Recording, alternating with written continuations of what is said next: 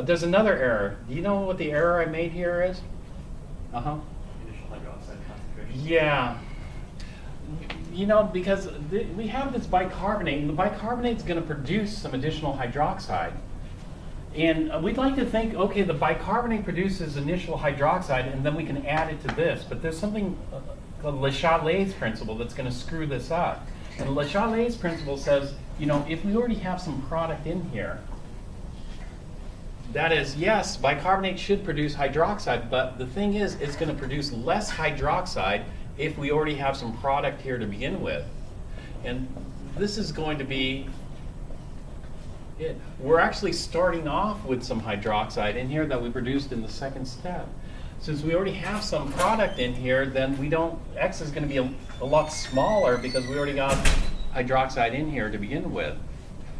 Does that make sense? And so at equilibrium, we're going to have 0.00, sorry to do this to you, but it's going to be 0.00450 plus X molar. And so having this product here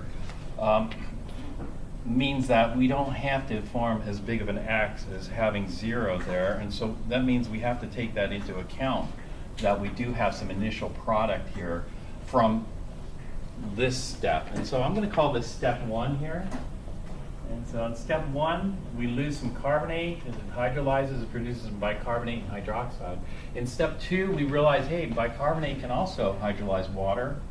It can hydrolyze water in both ways. It can hydrolyze water as a Ka, but the Ka is redundant with the step 1, and it can hydrolyze water in a Kb. Well, Kb is not redundant because if I look at the Kb, it's the equilibrium between bicarbonate and carbonic acid.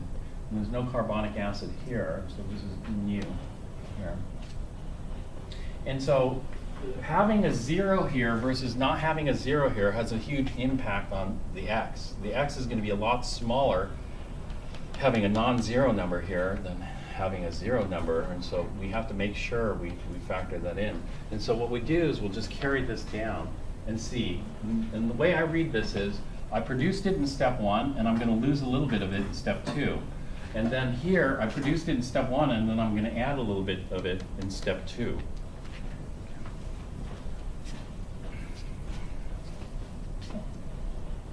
And so we got to solve for X. Now solving for X, well, I'll just do this one here. It's going to be the carbonic acid times the hydroxide. We're going to end with this problem, then we're going to start the experiment pretty soon. Divided by the bicarbonate. And so this is equal to that, and so we're going to get X times 0.00450 plus X divided by 0.00450 minus X. Now, to get this one in the quadratic form is a bit more hassle. I can do it, it's not that hard. But here, you know, I might get lazy and say, you know, I don't want to do it. I'm going to just try the simplifying assumption. So if I just try the simplifying assumption is just going to say that X is going to be much smaller than 0.0045. So if X is much smaller than 0.0045, then 0.0045 plus X is just 0.0045. And 0.0045 minus X would just be 0.0045, which means that the 0.0445s will cancel, and that leaves us with X. So X is going to be equal to 2.72 times 10 to the minus 8. Now, we have to look at the percent change and see if that's within our 5% limit.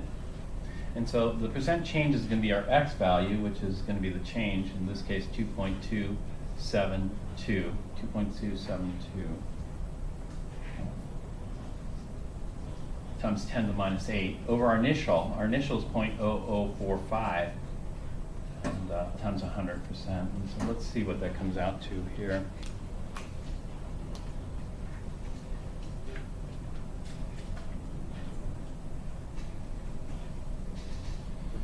Yes.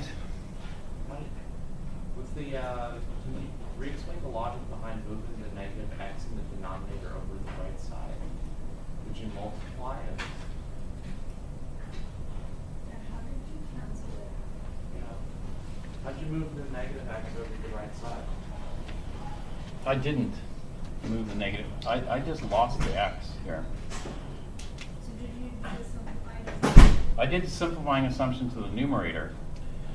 If I do the simplifying assumption to the numerator, that gives us 0.045 plus a drop, just gives me 0.045. So if you have a swimming pool, you add a drop of water, it doesn't change. So it stays 0.045, assuming that x is much smaller than 0.045. And the same thing here. If I add a drop of water, or if I lose a drop of water, does that change the volume of the swimming pool? No, and so it stays 0.045 on the top, and it goes to 0.045 on the bottom. I didn't move the x. I lost the x. I'm saying it's a drop of water, so we'll ignore it. And so if both of those x's drop out, then 0.045 divided by 0.045 gives me 1. And so that just equals x. And so x always stayed on the right side. It never moved to the left side. So x would equal to like 1. X is equal to k, b. This is, in your book, you're going to have this. This is a pattern that's seen. If this simplifying assumption works, then x is equal to kb2. And the same thing with acids. If the simplifying assumption works for acids, x is equal to Ka2. And Petrucci makes a point of this and asks you to memorize that, but I wouldn't bother memorizing it. No. Sometimes you'll see it on multiple choice tests. I've seen it. But, you know, I think, why ask that kind of question? You just do the math. So let's see what the percent change comes out to. 2.72. 2.272 times 10 to the negative 8 divided by 0.0045 times 100. Now, the percent change comes out to 0.000504%. Now, in step one, I felt uncomfortable doing the simplifying assumption because the percentage was getting high. 4.6% is kind of getting high.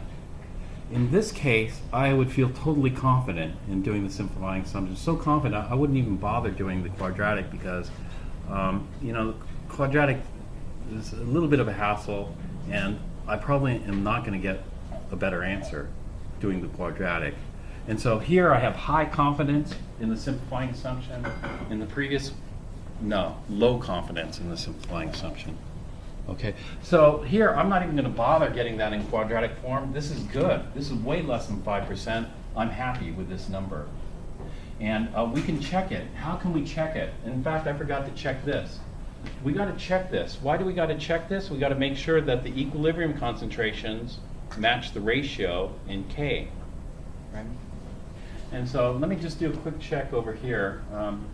The quick check would just be 0.0045, right, times 0.0045 divided by 0.0955.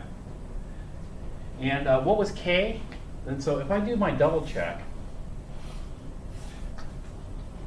the K comes out to this comes out to 000212. What was K? It was 2.12 times 10 to the minus 4. I put 2.13, but Oh, that's close. Yeah. 2.12, 2.13, that's good. This is good, right? And so these match. And then we check over here. We got to double check these concentrations to see, you know. So I know what my x value is. So this is going to be 0.00450 minus x. X I write out in decimal form, so I need 7 zeros. 1, 2, 3, 4, 5, 6, 7 zeros, and the 2, 2, 7, 2. And so let's add some zeros here. Make sure I got this right.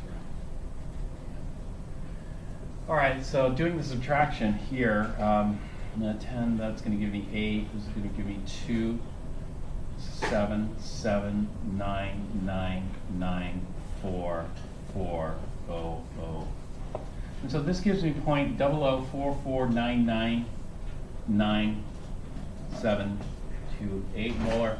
Over here, this X value is going to be 2.272. I'm not going to write it in decimal form. 2.72 times 10 to the minus 8 molar for this X. This X here is going to be 0.00450 plus 0.70s, 1, 2, 3, 4, 5, 6, 7, 2, 2, 7, 2.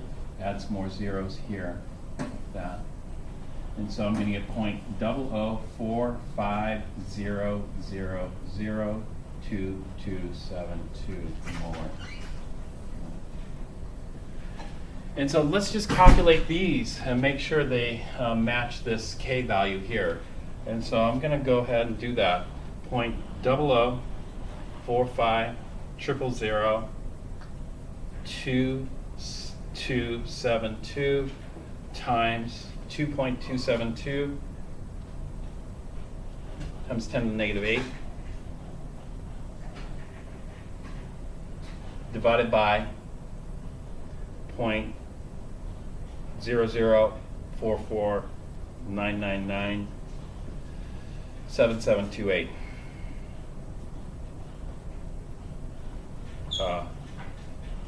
I reached the limit of my calculator. All right, I get, you know what? It works out. You know, when I do my double check, I get a K value of 2.272 times 10 to the minus 8. And so it checks out, right? And so these ratios check out. But there's a problem. Do you know what the problem is? There is a problem. Let me tell you the problem. The problem is this. These checked out, but what happened to these? These changed. So after step 1, I introduced these into step 2. And so what happened is the bicarbonate goes down and the hydroxide is going to go up. And so this is not the final concentration of bicarbonate. The final concentration of bicarbonate is here.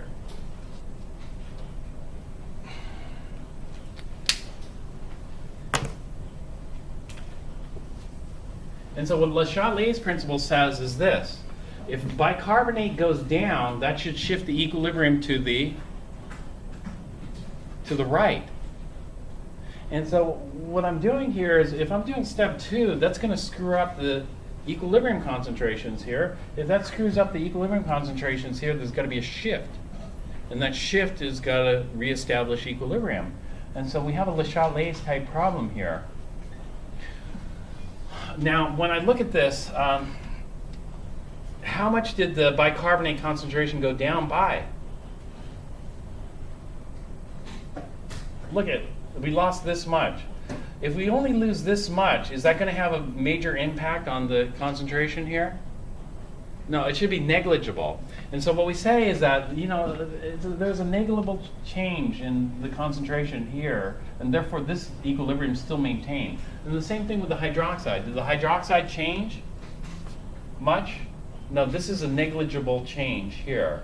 And so what we have to do is this. When we do our double checks, we have to do the individual double checks here. And so we check this ice table, and then we check this ice table. And then what we have to do is we have to do the inter-ice table double check. The inter-ice table double check is to make sure that the equilibrium concentrations for bicarbonate and the equilibrium concentrations for hydroxide, which are common in both ice tables, are still maintained. In other words, that the bicarbonate and the hydroxide concentrations at the end satisfy both ice tables. Does that make sense? This one was a complicated example, but the last step here is going to be KW. KW is going to be the final contributor because once we're at carbonic, we aren't going to get any more hydroxide from carbonic acid. There's only a dibasic base. And so we'll go with KW here. I'll just set it up and then skip the calculation here.